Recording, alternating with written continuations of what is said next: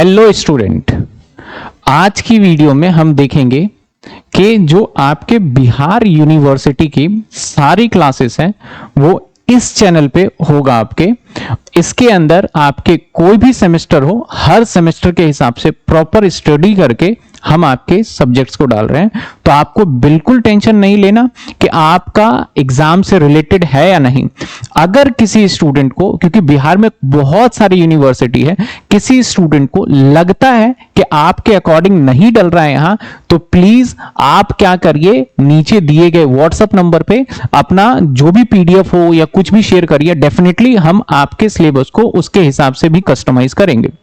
अब जो इस चैनल पे मैं वीडियो अपलोड कर रहा हूं कि फॉर एग्जांपल आपका फाइनेंशियल अकाउंट है या फिर आपका कॉर्पोरेट अकाउंट है या आपका इनकम टैक्स है, उदाहरण के तौर पे लेते हैं, तो हो सकता है कि मैंने इनकम टैक्स इसी साल पढ़ाया था, तो मैं क्या करता हूं, उस वीडियो के आपके सिलेबस के हिसाब से अपलोड करता हूं। और बीच बीच में हो सकता है कि जब मैं पढ़ा रहा था लाइव क्लास में, तो कुछ दिल्ली यूनिवर्सिटी के बच्चे हो सकते हैं, कुछ असम यूनिवर्सिटी के हो सकते हैं। तो अगर मैं बीच वीडियो में ये वर्ड यूज करता हूं तो आप उसको इग्नोर करिएगा। आपको ये रहना है कि आपके अकॉर्डिंग और आपके बिल्कुल लेटेस्ट सिलेबस के अकॉर्डिंग कराया जा रहा है। तो होपफुली आप इस बात को देखेंगे और आगे कंटिन्यू वीडियो देखेंगे। तो अब आगे अपनी स्टडी स्टार्ट करिए और ज्यादा से ज्यादा मेरी आपसे रिक्वेस्ट है, ज्यादा से ज्यादा अपने दोस्तों के साथ यूनिवर्सिटी के अंदर इस वीडियो को शेयर करिए, क्योंकि अब आपको कहीं यूट्यूब पे भटकने की जरूरत नहीं है। Thank you so much. चलिए आगे कंटिन्यू क्लास करते हैं। थर्ड क्लास है, हमें इसके अंदर क्या क्या कर लिया था। हमने इशू ऑफ शेयर्स, फॉरफीचर एक टॉपिक ये है, ये सारे टॉपिक्स बताए थे। इसके बाद हमने इसके अंदर कि हम किसके लिए अकाउंटिंग सीख रहे हैं, कंपनी के लिए अकाउंटिंग सीख रहे हैं। कंपनी के अगर नाम के आगे प्राइवेट लिमिटेड या लिमिटेड वर्ड लगाना है तो उसके लिए हमें कुछ डॉक्यूमेंटेशन या कुछ हमें ऐसे पर्सन की रिक्वायरमेंट होती है जो हमारी हेल्प कर पाए। वो सारी डिटेल मैंने आपको बता दी थी, एमओए यूए वगैरह। इसके बाद क्या क्या हमारा subscribe, under subscribe, fully subscribe, और अंडर सब्सक्राइब मिनिमम कितना होता है हमारा, 90% होता है। इसी तरीके से हमने हर बार के कुछ बेसिक टर्म्स देख लिए थे, और जो कि 12th वाले ही हैं। अभी तक तो 12th वाले हैं, 12th से ऊपर नहीं आ गए अभी। अब इसके बाद लास्ट क्लास में हमने ओवर सब्सक्राइब का तीनों केस देख लिया था। केस नंबर 1 जिसमें सारे पैसे रिफंड कर दिए, केस नंबर 2 जिसके अंदर पैसे एडजस्ट कर लिए, और बेसिकली इसी को ना प्रोराटा अलॉटमेंट भी कहा जाता है। और इसके बाद हमने पार्टली आपका एडजस्ट और पार्टली रिफंड कर दिया। इसके बाद हम आगे बढ़ेंगे। आज हम सिक्योरिटी प्रीमियम को भी देखेंगे कि सिक्योरिटी प्रीमियम क्या होता है, और फिर टू बी कंटिन्यू हम आगे बढ़ने वाले हैं। देखिए आज का एजेंडा है हमारा security premium, security premium, security premium. Security का मतलब होता है हमारे शेयर्स, यहां पे बेसिकली, वैसे डिबेंचर भी होता है लेकिन यहां शेयर्स है सिक्योरिटी का मतलब। प्रीमियम का मतलब होता है एक्स्ट्रा, एक्स्ट्रा। प्रीमियम का मतलब क्या होता है हमारा, एक्स्ट्रा। सर सिक्योरिटी प्रीमियम क्या होता है, एक मैंने आपको बताया था, हमारा ना हर कंपनी का, हर एक ऑर्गेनाइजेशन के, हर कंपनी का एक अपना फेस वैल्यू होता है। और शेयर के केस में मैंने बोला था फेस वैल्यू ऑलवेज क्या रखना है आपको, 10। शेयर के केस में हमेशा फेस वैल्यू क्या लेके चलना है आपको, 10 रुपए लेके चलना है। समझ रहे हो आप। फॉरफीचर कब बताएंगे, मान के चलो नेक्स्ट क्लास में फॉरफीचर स्टार्ट हो जाए, नेक्स्ट क्लास के अंदर। तो हमारा फेस वैल्यू कितना है, 10 है। अगर मैं फेस वैल्यू से एक्स्ट्रा जितना भी चार्ज करता हूं आपसे, मान लेते हैं मिस्टर राम है, और मिस्टर राम को मैंने बोला मेरी कंपनी का शेयर आपको मिल जाएगा 10 रुपए में, तो हम तो बोलेंगे ये आपको पार वैल्यू पे इशू किया है। पार का मतलब होता है जितने का शेयर का फेस वैल्यू है उतने में ही दे देने को क्या बोलते हैं हम, पार वैल्यू। लेकिन वही मैं बोलूं कि आपको 10 वाला शेयर मैं 10 में नहीं दूंगा, मैं महंगे में दूंगा, जैसे सपोज 12 में दूंगा, तो जो यहां पे 2 रुपए है that is called security premium.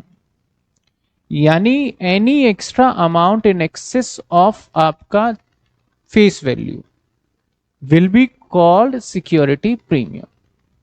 कोई भी एक्स्ट्रा अमाउंट होगा उसको क्या बोल देंगे हम, सिक्योरिटी प्रीमियम बोल देंगे। तो सर क्या सिक्योरिटी प्रीमियम मैं 10 के बदले में 50 भी मांग सकता हूं क्या? हाँ 50 भी मांग सकते हो। तो यहां पे सिक्योरिटी प्रीमियम होगा 40 रुपए। क्या मैं 1000 भी मांग सकता हूं? बिल्कुल 1000 भी मांग सकते हो। तो यहां पे सिक्योरिटी प्रीमियम कितना होगा आपका, 990 रुपए।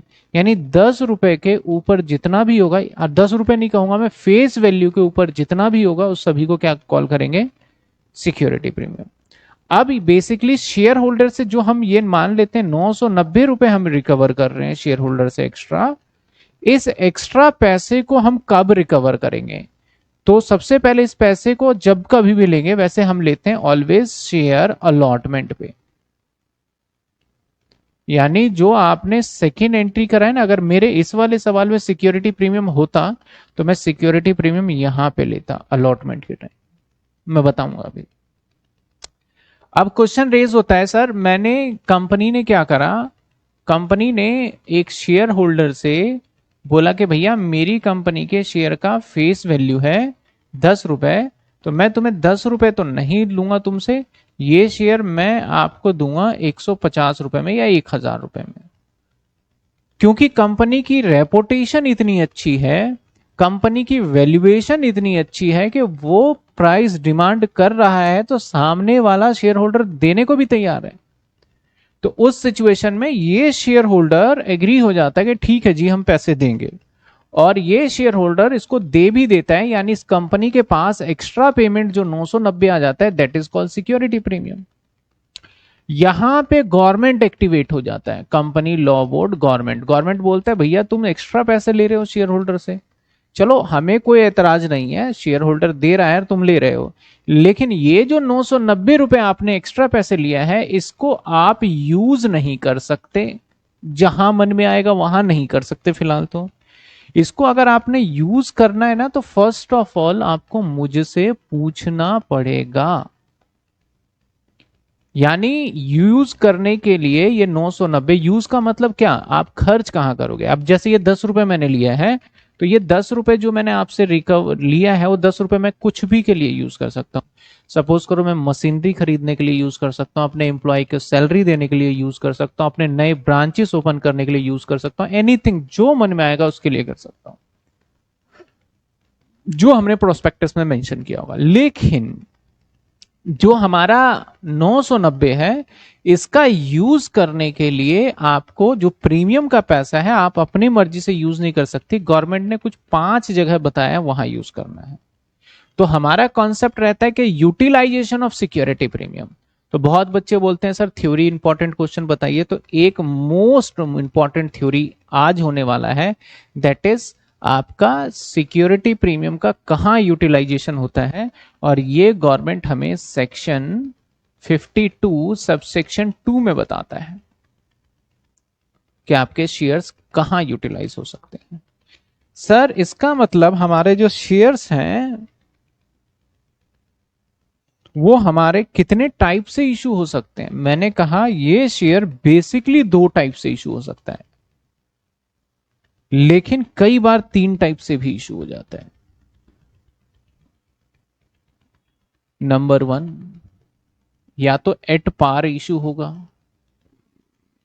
एट पार का मतलब फेस वैल्यू पे, जैसे 10 रुपए। Number 2, at premium. At premium का मतलब फेस वैल्यू 10 रुपए और मैं आपको इशू कर रहा हूं सपोज 12 रुपए।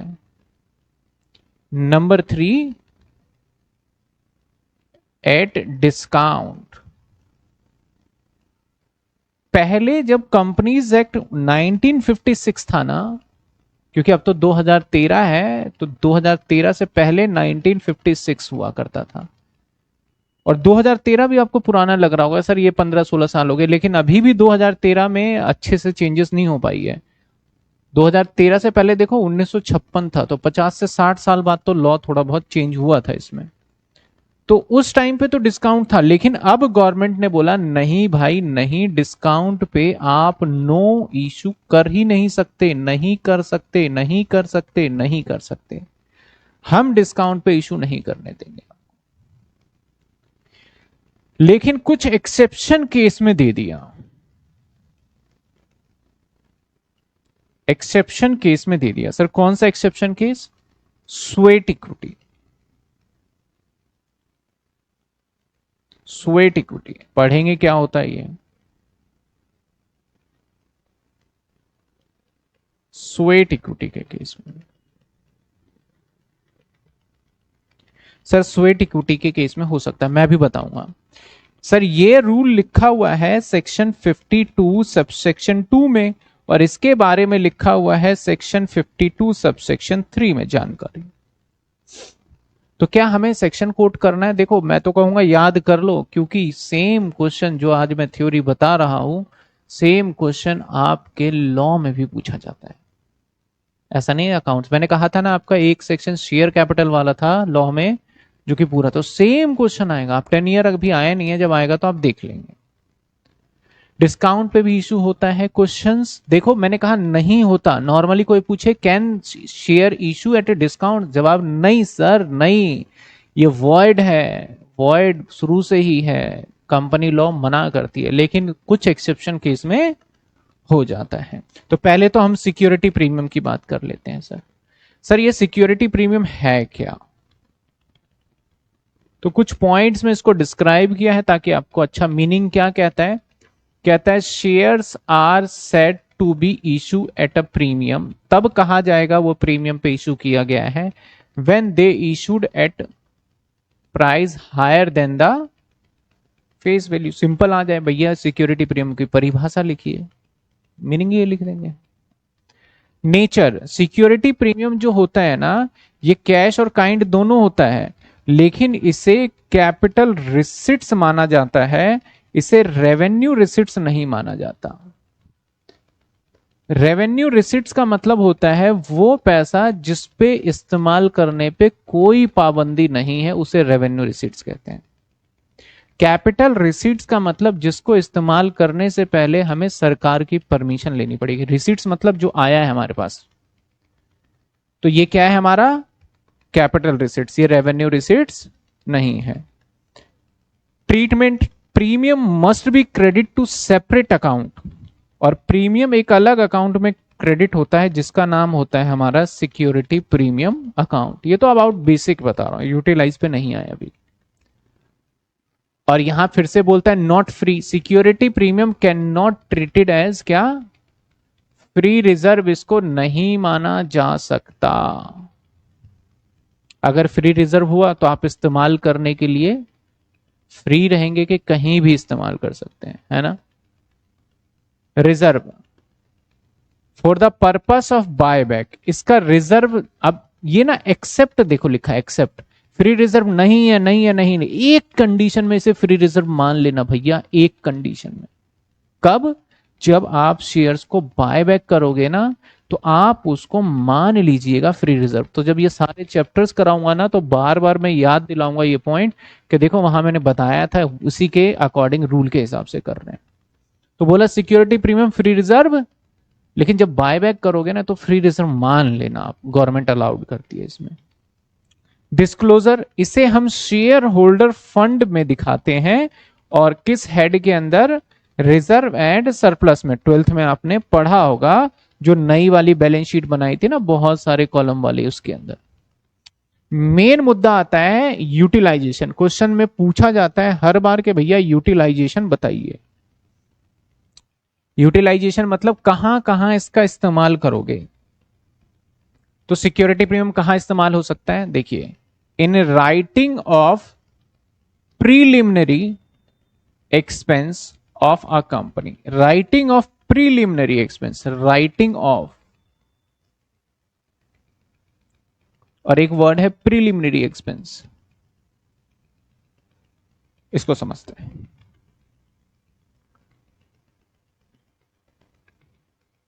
देखिए, जैसे एक एक्स वाई जेड है, इसको लिमिटेड कंपनी बनाने के लिए पहले कुछ खर्चे करने पड़ते हैं। जैसे इसको बनने से पहले गवर्नमेंट को कुछ डॉक्यूमेंट देना पड़ेगा जिसका नाम क्या है, एमओए। कंपनी बनी नहीं, लेकिन उससे पहले मुझे एमओए बनाना पड़ेगा। जिस मैंने लॉयर को या जिस सीए को मैंने हायर किया होगा उस सीए को मुझे पेमेंट करना होगा। तो ये सारे खर्चे जो हैं ये वो खर्चे हैं जो बिजनेस बनने से पहले हैं। तो बोला गया प्री, पहले, और लिमिनरी मतलब छोटे मोटे एक्सपेंस है ये। अब आप जैसे ही कंपनी बन जाओगे तो कंपनी बनते ही आप क्या करोगे, अपने शेयर बेचोगे। 10 वाला शेयर आपने 15 रुपए में बेच दिया, फेस वैल्यू और ये इशू प्राइस। तो जो आपके पास एक्स्ट्रा पैसे आए हैं 5 रुपए, इस 5 रुपए का इसका पेमेंट करने के लिए आप यूज कर सकते हो, इसको पेमेंट कर सकते हो। तो जब हम प्रिलिमिनरी एक्सपेंस को पेमेंट करेंगे तो इसको बोला जाएगा राइटिंग ऑफ करना। क्योंकि देखो पेमेंट या खर्चा तो पहले हो चुका होगा लेकिन बाद में तो बस हमें कंपनसेट करना पड़ेगा। तो इसको क्या बोला जाता है, राइटिंग ऑफ करना। दूसरा, writing off expense commission paid. Writing off का मतलब देना, उसको समझ लेना, क्या देना आपका, commission paid. Writing off expense commission paid. और discount allowed off any issue of shares और डिबेंचर ऑफ द कंपनी। अब कमीशन कौन सी, हमारे कमीशन की बात करते हैं। बेसिकली कमीशन जो है, कमीशन होता है हमारा अंडर राइटर का। कौन सा कमीशन होता है हमारा, अंडर राइटर कमीशन। कमीशन जो होता है हमारा अंडर राइटर कमीशन होता है। अब अंडर राइटर कमीशन क्या होता है हमारा, कई बार आपको पता है मैंने बताया था कि हमारे शेयर कम से कम कितना बिक जाना चाहिए तभी कंपनी हो सकता है आगे, 90%।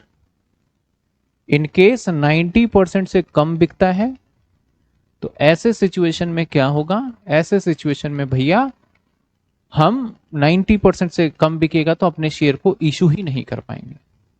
तो हम क्या करते हैं, यार मेरे शेयर 90% से कम बिकता है तो जो XYZ कंपनी है ना, XYZ कंपनी वो डायरेक्ट शेयर ना अपने ना शेयर होल्डर मान लो यहां है तो इसको नहीं बेचेगी, वो एक मीडियोकर यहां पे ले लेती है।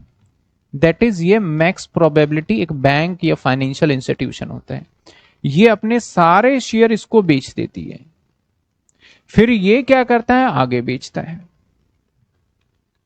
ऐसा क्यों, जब ये अपने सारे शेयर देती है इसको तो बैंक को बोलता है कि भैया मैं तुम्हें अपने सारे शेयर दे रहा हूं और तुम्हें एक कॉन्ट्रैक्ट करना होगा कि मैं तुम्हें अपने सारे शेयर तभी दूंगा जब आप सारे शेयर आगे बेचोगे, अगर नहीं बेचता तो तुम खुद ही खरीदोगे उसको। इट मीन्स भैया इसके शेयर्स अगर नहीं बिक पाए तो बैंक को ही खरीदना पड़ेगा। तो कंपनी के तो भैया शेयर्स बिक ही गए ना 90%, बदले में हम तुम्हें क्या करेंगे भैया, हम कमीशन देंगे। और इसका नाम कमीशन, इसका नाम होता है अंडर राइटर। ये सारे ना आपके चैप्टर हैं, आपको याद हो फर्स्ट क्लास में मैंने अंडर राइटर चैप्टर भी बताया तो उस चैप्टर के टाइम पे भी आएगा। तो अंडर राइटर कौन होता है, जो हमारे शेयर बिकवाने की रिस्पॉन्सिबिलिटी लेता है। तो अंडर राइटर हमारे शेयर्स बिकवाने की भी रिस्पॉन्सिबिलिटी भी ले सकता है और साथ के साथ डिबेंचर बिकवाने के लिए भी। तो शेयर बिकवाने पे हम इसको मैक्सिमम कमीशन 5% दे सकते हैं और इसको कमीशन मैक्सिमम दिया जा सकता है 2.5%, आधा। तो भैया जो हमारा शेयर बिकवा रहा होगा उसको कमीशन देंगे तो उसको पेमेंट तो करना होगा, उस पेमेंट को हम इस सिक्योरिटी प्रीमियम के पैसे से दे सकते हैं।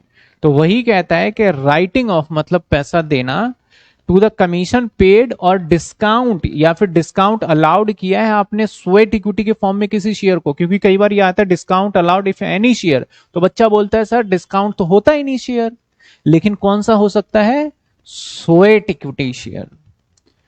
तो उस सिचुएशन में हम इसको डिबेंचर कंपनी क्या कहता है कि अलाउड कर देता है। आगे क्या कहता है क्वेश्चन में, कंटिन्यू में आगे कहता है toward issue utilise share of the company member fully paid या बोनस शेयर। हम कंपनी को बोनस शेयर्स देने के लिए कर सकते हैं, और वो भी कौन सा, फुल्ली पेड। अब बोनस शेयर भी एक चैप्टर है सर। बोनस शेयर क्या होता है, जब हम किसी को फ्री में शेयर दे देते हैं। मान लो आपके पास 10 शेयर है, तो मैंने 10 शेयर और एक्स्ट्रा दे दिया आपको, तो उसका तो मेरे ऊपर खर्चा होगा ना, तो उस एंट्री को बैलेंस करने के लिए इसका हम यूटिलाइज कर सकते हैं। ठीक है ना, उसके लिए हम यूटिलाइज कर सकते हैं। तो 3 पॉइंट हो गया। पहला, राइटिंग ऑफ प्रिलिमिनरी एक्सपेंस। दूसरा, अंडर राइटर कमीशन या डिस्काउंट के लिए। तीसरा, बोनस शेयर देने के लिए। चौथा, सिक्योरिटी प्रीमियम पेबल किस पे, रिडम्पशन ऑफ एनी, कोई भी preference share of any debenture of the company, preference share और any debenture of the company.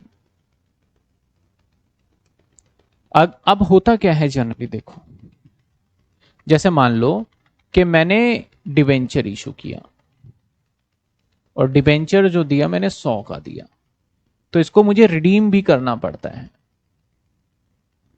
मैंने बोला 5 साल बाद मैंने रिडीम किया इसको, और 5 साल बाद मैं इसका पेमेंट कर रहा हूं 110 रुपए।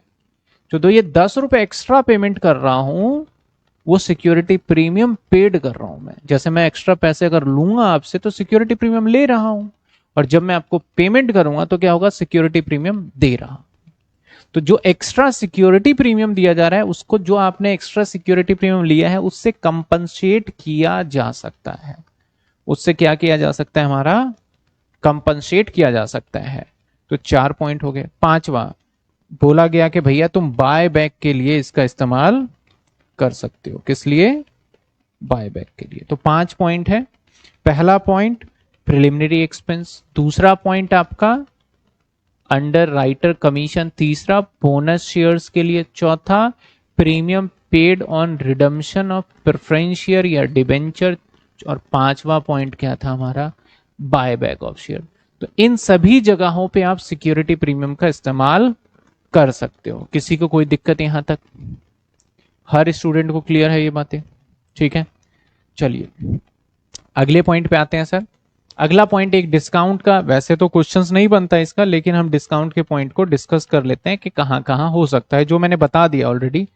कहता है डिस्काउंट क्या होता है, issue at discount when issue, जब हम क्या करते हैं, हम लोअर देन द, किससे इशू कर देंगे उसको, फेस वैल्यू। जैसे 10 का शेयर मैंने 8 में दे दिया, तो 2 का डिस्काउंट हो जाता है। जनरली नहीं दे सकते, लेकिन स्वेट इक्विटी के केस में दे सकते हैं। in excess of face value over the issue price is called as a amount discount। यानी कहने का मतलब in excess of face value, face value से जब एक्सेस होगा, over the issue price is called as amount of discount. Example, share 10 रुपए का है, इशूड एट 9, यानी हमारा फेस वैल्यू जब ज्यादा होगा इशू प्राइस से, फेस वैल्यू कितना है 10, इशू प्राइस कितना है 9, तो वही घुमा फिरा के बात कह रहा है, तो वो रहेगा। आगे क्या कहता है, लीगल प्रोविजन क्या है, लीगल कहता है except the issue of sweat equity. Sweat equity क्या होता है कि हम अपने एम्प्लॉय को, इसको इसॉप भी कई बार होता है, अपने एम्प्लॉय को हम क्या करते हैं, जब वो वर्कर कुछ हार्ड वर्क करता है, तो एज अ रिवॉर्ड हम उसको स्वेट इक्विटी दे देते हैं, यानी अपनी कंपनी के शेयर्स दे देते हैं सस्ते भाव में। जैसे कि 1000 रुपए का शेयर है, मैंने बोला चल तेरे को, तू अपना एम्प्लॉई है, तू मेहनत कर रहा है, तो तुझे पैसे दे देते हैं, तो उसे स्वेट इक्विटी कहते हैं। Company shall not be issue at a discount, कहता है स्वेट इक्विटी में तो कर सकते हैं, उसके अलावा नहीं कर सकते। कहते हैं any share issue by company at a discount price shall be void. Void का मतलब आपने लॉ में पढ़ा होगा अभी रिसेंटली। वॉइड का मतलब क्या होता है, शुरू से ही क्या है हमारा, वो गलत है। वर्ड एविन इश्यू क्या पढ़ा था आपने, वो मतलब लीगल ही नहीं है वो चीजें। तो वेयर अ कंपनी, अब अगला पॉइंट आ गया भैया, जहां कंपनी अपना contravenes the provision of the section, जहां कंपनी, कॉन्ट्रावेंस का मतलब होता है भैया तुमने नजरअंदाज कर दिया, रूल को ब्रेक कर दिया।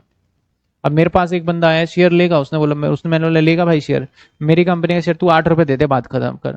वो कहेगा भाई साहब 8 रुपए दे रहे हो, लॉ तो कहता है नहीं, बोलता छोड़ना लॉ को, हटा, तू 8 रुपए दे, बात खत्म करो, मैं देख लूंगा। तो मैंने कानून का क्या करा, मैंने पालन नहीं करा, कानून को मैंने तोड़ दिया, रूल को मैंने तोड़ दिया। अगर ऐसा होता है, कंट्रावेंस होता है, तोड़ दिया जाता है, तब मुझे क्या सजा मिलने वाली है उसकी बात कर रहा है। अगर ऐसा होगा तो provision shall be section of the company shall punishable with the fine, company shall आपको फाइन करेगा, विच शेल बी एटलीस्ट कितने रुपए भैया, 1 लाख रुपए का फाइन लगा देगी। और ये कंपनी से अगर मैंने जिद बहस किया तो कोर्ट मेरे ऊपर 5 लाख भी लगा देगा। और यही नहीं, एवरी ऑफिसर, जितने ये काम में मेरे साथ, जितने वहां बैठ के सुन रहे होंगे और सब बोल रहे होंगे देख लेंगे, जो करना है वो कर लेंगे, तू दे दे, वो सबको पैसे देने पड़ेंगे फाइन। यानी जो मेरे साथ जितने भी ऑफिसर होंगे, शैल बी पनिशेबल, और उसको पनिशमेंट भी मिलेगी, सिर्फ फाइन से नहीं, और ज्यादा मुझसे अगर बहसबाजी करा तो imprisonment of the terms of extent of 6 महीने की उसे जेल भी भेज दी जाएगी अगर ज्यादा बहस करा तो उसने। यानी भैया एक तो तुमने गलती करा, ऊपर से तुम बहस कर रहे हो, तो फाइन तो लगेगा ही लगेगा। बोल रहे इतना फाइन कैसे होता है, ऐसे कैसे होता है, 6 महीने जेल जाओ, फिर पता चल जाएगा। विद इन अ फाइन, और देखो जेल और फाइन दोनों भी हो सकता है, या फिर फाइन दे दो या जेल चले जाओ, ये भी हो सकता है। With fine shall be at least 1 lakh रुपए, but may be extend 5 lakh, और विद बोथ। तो यानी भैया डिस्काउंट पे शेयर इशू करना बहुत रिस्की है, अगर आपने कर दिया तो आपको क्या देना पड़ सकता है, फाइन देना पड़ सकता है। तो कोई भी पूछे भैया डिस्काउंट पे शेयर इशू कर दे क्या, जवाब नहीं। किस केस में कर सकते हो, स्वेट इक्विटी के केस में। यहां तक बातें समझ में आई आपको। तो अब प्रीमियम को हम किस तरीके से एंट्री के अंदर एक्यूमुलेट करने वाले हैं, एक बार वो देख लेते हैं हम छोटे से एग्जांपल के साथ। प्रीमियम अमाउंट को किस तरीके से एक्यूमुलेट करेंगे। जैसे मान लेते हैं कि मेरा जो शेयर इशू किया है, मैंने इशू किया है, सपोज करो मैंने 10 रुपए का, या इशू नंबर बता देता हूं, इशू किया है मैंने 10,000। 10 रुपए का फेस वैल्यू है, इसके ऊपर मैंने कहा भैया 2 रुपए प्रीमियम लूंगा, तो इसका मतलब मेरा शेयर्स हो गया 12 का। अब इसको मैं किस तरीके से आपसे मंगवाने वाला हूं वो देख लो। 12 रुपए का कुछ मैं आपको ऐसे डिटेल दे रहा हूं, सपोज करो 4 रुपए, 7 रुपए और 1 रुपए, 12 रुपए हो गए। अब सिक्योरिटी प्रीमियम किस जगह मैंने मांगा होगा, तो लॉ कहता है कि भैया अगर कुछ ना बोला जाए तो आप कंसीडर कर लेना कि आपसे जो सिक्योरिटी प्रीमियम मांगा गया है वो अलॉटमेंट के टाइम पे मांगा गया है, यानी यहां पे होगा। यहां पे आपका 7 है ना, तो 7 नहीं होगा, 5 रुपए तो आपका शेयर कैपिटल वाला होगा, और 2 रुपए यहां पे रहा होगा सिक्योरिटी प्रीमियम का। वैसे अगर रियल में लाइफ में बताऊं आपको, तो अब लमसम ही शेयर इशू होता है, कभी भी कंपनी ऐसे पार्ट में मंगाती नहीं, क्योंकि उसमें बड़ी सरदर्दी बढ़ जाती है, डिफॉल्ट बहुत हो जाते हैं, तो वो एक ही बार में मंगवा लेती है आजकल। लेकिन फिर भी हमें सिखाने के लिए ये चीजें को बताया जाता है। आइए देखते हैं इसकी जर्नल एंट्री क्या करेंगे। पहली एंट्री, सबसे पहले हमारे बैंक में पैसे आएंगे, bank account, bank account debit, 10,000 into में 4, 40,000, और 2 में क्या आएगा, 2 शेयर एप्लीकेशन, कितने हो गए, 40,000, 2 शेयर एप्लीकेशन 40,000, पहली entry. Second entry, share application 2 equity share capital, 2 equity share capital, कितने रुपए सर, ये भी 40,000।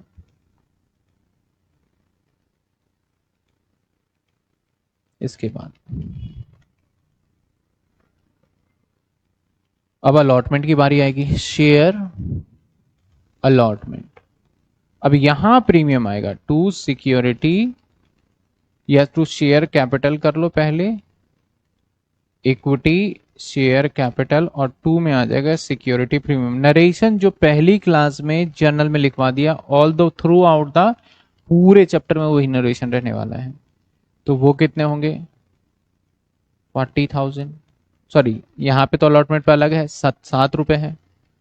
तो यहाँ पे क्या हो जाएगा भैया? 70। कैसे? 10,000 इंटू में 7, तो ये हो गया 70,000। और शेयर कैपिटल में कितने आ जाएंगे आपके? 50,000। और सिक्योरिटी प्रीमियम में 20,000। नाउ बैंक में पैसे आ जाएंगे, क्योंकि कोई मैं यहाँ पे फेल वगैरह वाला भी बताऊंगा, अभी बताया नहीं है। Bank account debit to share allotment, और दैट इज 70,000। 70,000 आगे आ जाएगा हमारा शेयर फाइनल कॉल, नाम दे दो, टू इक्विटी शेयर कैपिटल। कितने आ जाएंगे? 10,000 इंटू में 1, यानी 10,000।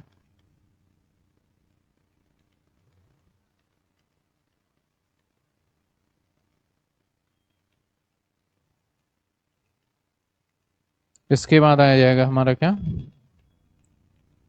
Bank account to share final call.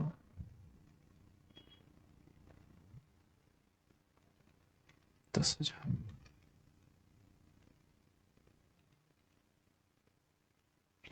क्या आप सभी स्टूडेंट को ये पॉइंट सभी क्लियर है?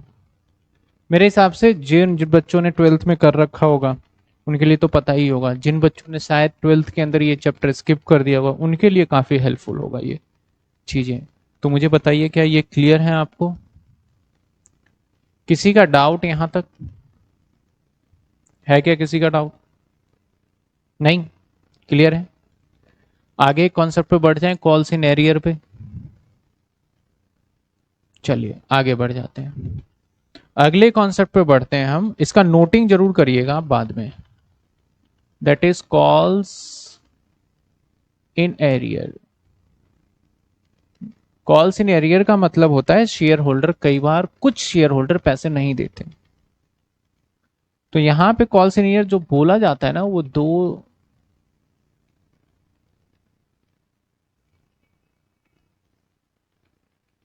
तीन टाइप से होता है।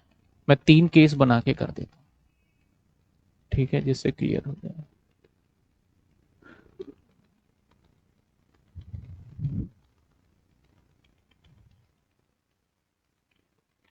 फेल ऑन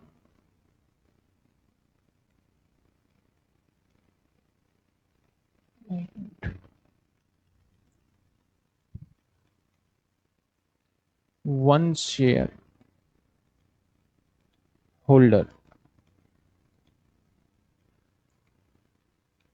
जब एक शेयर होल्डर फेल होगा तो कब क्या करेंगे? अच्छा, फेल जब होता है ना, तो उस फेल को ना कई बार फेल वर्ड से ही बोलते हैं, और कई बार ऐसे वर्ड इस्तेमाल करे जाएंगे, accept,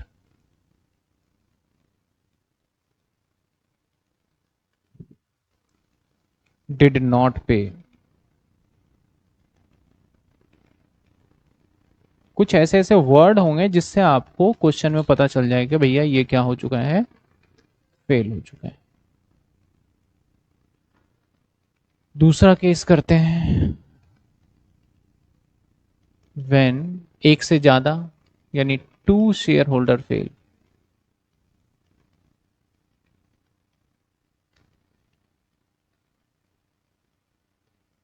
when two share holder fail, मतलब दो हो जाएंगे। यहां कर देते हैं विदाउट नेम, मतलब नाम नहीं पता, बस बोल दिया यहां पे इतने, यहां पे इतने। और सेम एक कर देते हैं, when two share holder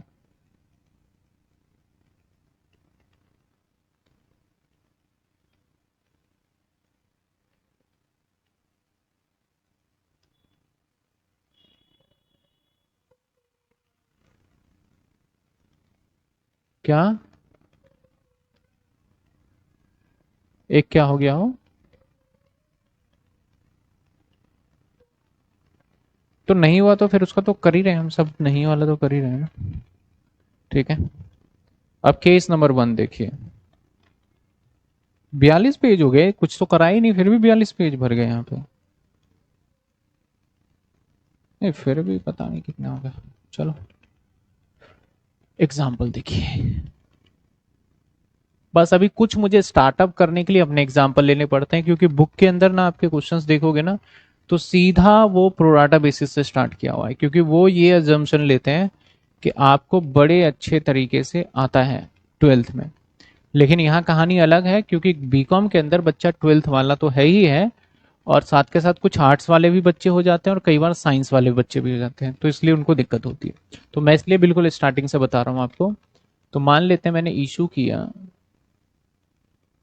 that is 10,000 share, और मेरा 10 रुपए का शेयर है, और +2 प्रीमियम भी मान लेते हैं, लगे हाथ प्रीमियम भी हो जाएगा।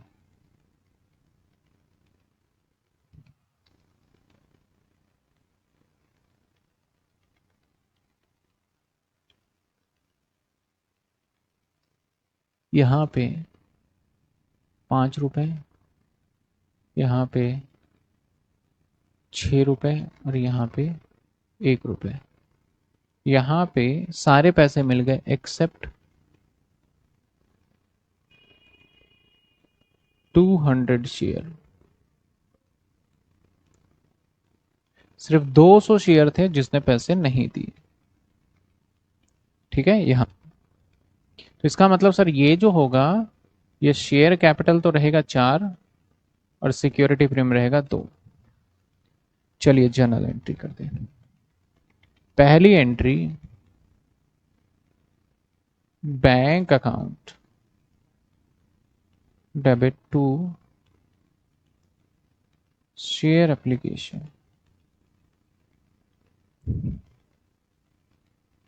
10,000 इंटू 5, 50,000।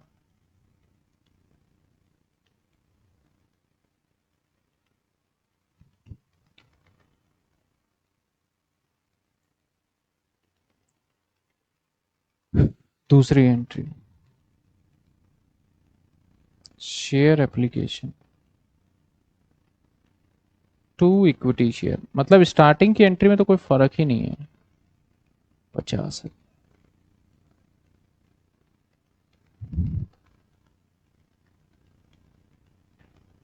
अगली एंट्री पे आ जाइए, शेयर अलॉटमेंट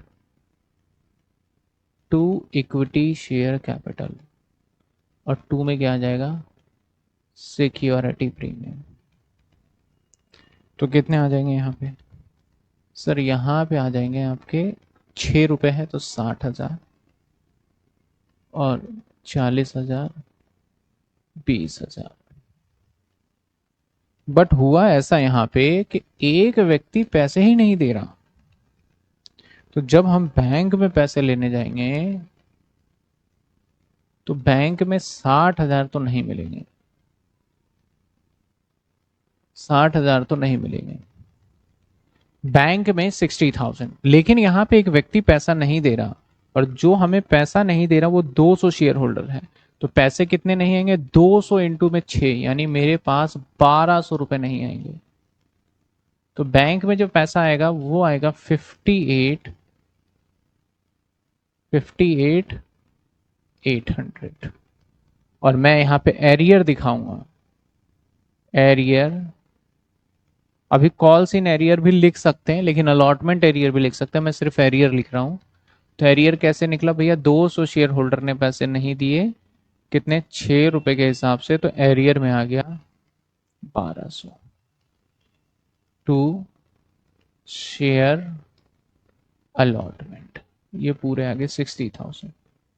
अगेन इस एंट्री को डायरेक्ट भी किया जा सकता है, जो आपने 12th स्टैंडर्ड पे किया होगा कुछ बच्चों ने, जो कि डायरेक्ट एंट्री होता है हमारा सीधा bank to share allotment that is 58,800। तो मैं कहूँगा दोनों ही एंट्री एकदम ठीक है, लेकिन मैं रिकमेंडेड करूँगा कि आप पहली वाली एंट्री करें तो ज़्यादा बेटर है, क्योंकि वो हमें डिटेल नॉलेज प्रोवाइड कराता है। आगे बढ़ जाएंगे किस पे। अब ये एक बात ध्यान रखिएगा, जो व्यक्ति यहां फेल होता है ना, अगर क्वेश्चन साइलेंट है तो अजम्पशन लिया जाता है वो आगे भी फेल होगा। तो अब अगली एंट्री हम फिर से करेंगे शेयर फाइनल कॉल की। Share final call to equity share capital. अब हमें पता है कि वो फेल है, लेकिन हम फिर मांगेंगे पूरे से। हमने बोला भैया 10,000 और 1 रुपए है, तो आप दे दीजिए कितने, 10,000। अगली एंट्री बैंक में पैसा आ जाएगा, bank to share, share final call. लेकिन अलॉटमेंट भी रहेगी ना, एरियर भी। लेकिन 10,000 में से फिर माइनस हो जाएंगे 200 रुपए। अब कुछ बच्चे कहते हैं कि सर फेल तो यहाँ 1200 था, तो 1200 अलॉटमेंट पे था, आगे चल के तो वो 200 इंटू में एक फेल होगा, जहां के लिए उससे मल्टीप्लाई। यहां आ जाएगा कॉल्स इन एरियर, 200 इंटू में 1, तो ये आ गया हमारा 9800, और ये आ गया 200, और यहां आ गया share final call, that is 10,000। Being narration पे कोई फर्क नहीं पड़ेगा, बीइंग कोई फर्क नहीं है। क्लियर है यहां तक।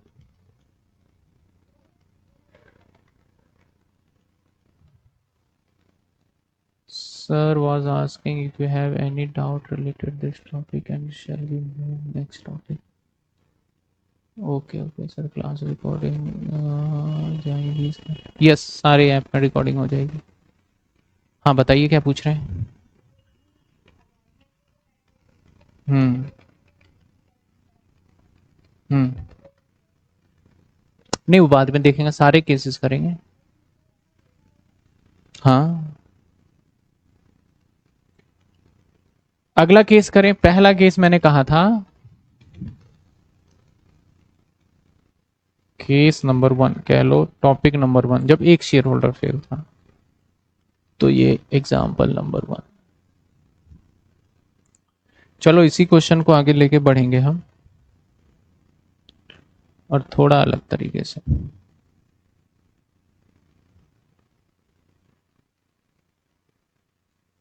बस थोड़े थोड़े चेंजेस करूंगा और आपके कॉन्सेप्ट क्लियर होते जाएंगे। मैं सारा यहाँ पे जो इरेज होने लायक है वो सब इरेज कर दूंगा।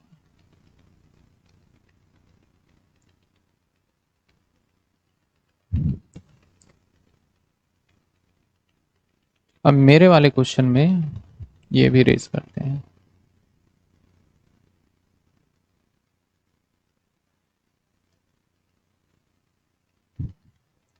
यहां पे कर देते हैं 4 रुपए, और यहां पे कर देते हैं 3 रुपए।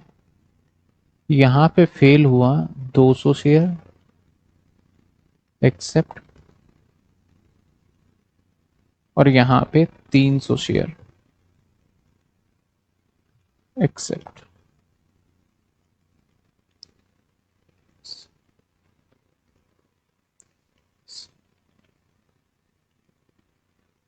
ठीक है, अब कितने हो गए, 300। यहां पे कितने फेलियर थे, 200, और आगे जैसे बढ़े तो 200 से बढ़ के कितना हो गया।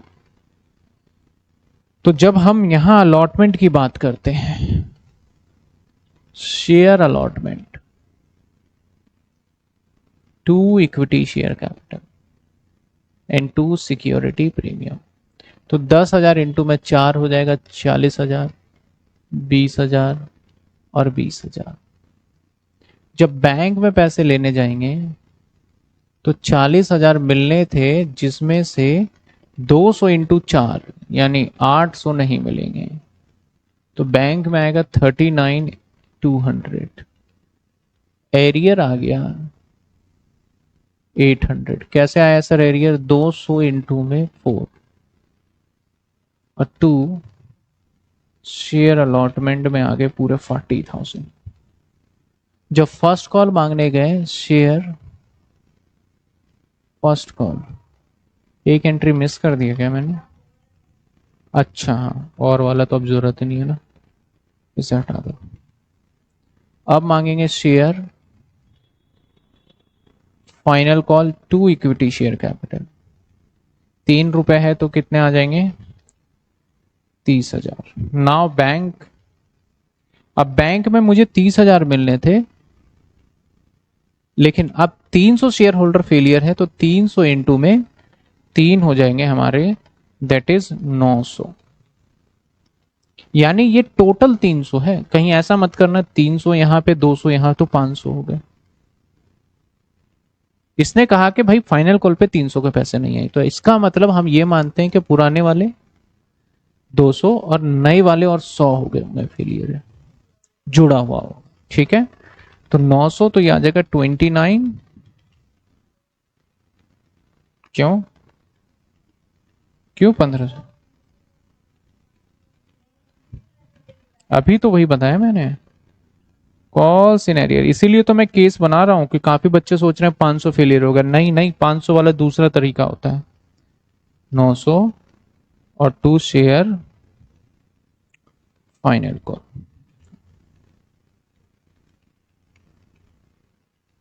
That is 30,000।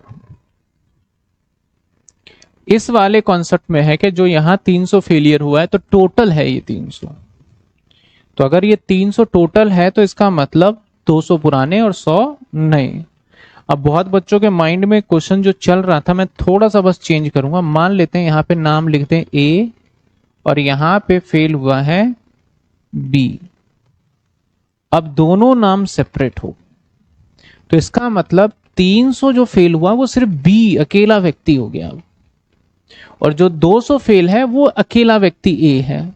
दोनों मिला के अब यहां 500 होगा, तो पहली एंट्री और दूसरी एंट्री में तो नो चेंज, लेकिन बहुत बड़ा चेंज यहां पे आने वाला है। यहां पे अब हम जो करेंगे दैट इज 500 इंटू 3, 1500 रुपए।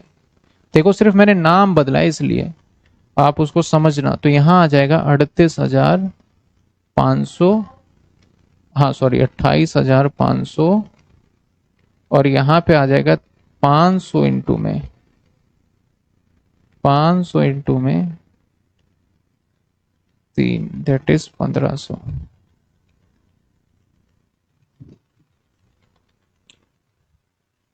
क्लियर? तो ये बहुत छोटा सा एक पॉइंट है जिसमें एग्जामिनर बहुत बच्चों से गलती करवा सकता है चाहे तो कब आपको आगे चल के टोटल काउंट करना है, कब कितना करना है, क्लियर हुआ आपको? ठीक है, तो ये तीनों केसेस हमने कर लिए। तो ये था एग्जाम्पल नंबर 2 और ये हो गया एग्जाम्पल नंबर 3। और मैंने स्टार्टिंग में हेडिंग में बताए 3 एग्जाम्पल जो तीनों कर लिए हमने। हर एक स्टूडेंट को क्लियर? Yes sir clear. बताइए, क्लियर है सभी स्टूडेंट को? एग्जाम्पल 3, एग्जाम्पल नंबर 3 में क्या था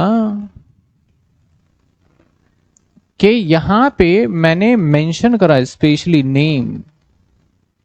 तो इसका मतलब क्या हुआ कि यहां पे भैया अलॉटमेंट के टाइम पे 200 शेयर होल्डर के पैसे नहीं आए, और हम जैसे ही फाइनल कॉल पे गए तो यहां पे 300 शेयर होल्डर, और 300 शेयर होल्डर का नाम क्या है? बी। अब देखो अलॉटमेंट पे ए बोलता है भैया मैं 200 नहीं दूंगा, और फाइनल कॉल पे बी बोलता है कि मैं 300 के नहीं दूंगा। इट मींस बी एक अलग व्यक्ति है जिसके पास 300 शेयर है। तो मैंने क्या बताया, जो अलॉटमेंट पे फेल होता है वो तो फेल होता ही होता है आगे चल के। तो ए वाला भी आगे आ गया फेल होके, और बी अलग से हो रहा है, तो टोटल कितने हो गए हमारे? 500। लेकिन यही पिछले एग्जाम्पल में क्या था कि यहां 200 था और यहां 300 है, नाम नहीं दे रखा। तो मतलब ये जो 300 आपको दे रहा होगा ना, वो ऐसे होगा 200 प्लस में 100, 300, 200 प्लस में 100, 300। समझे बात? क्लियर?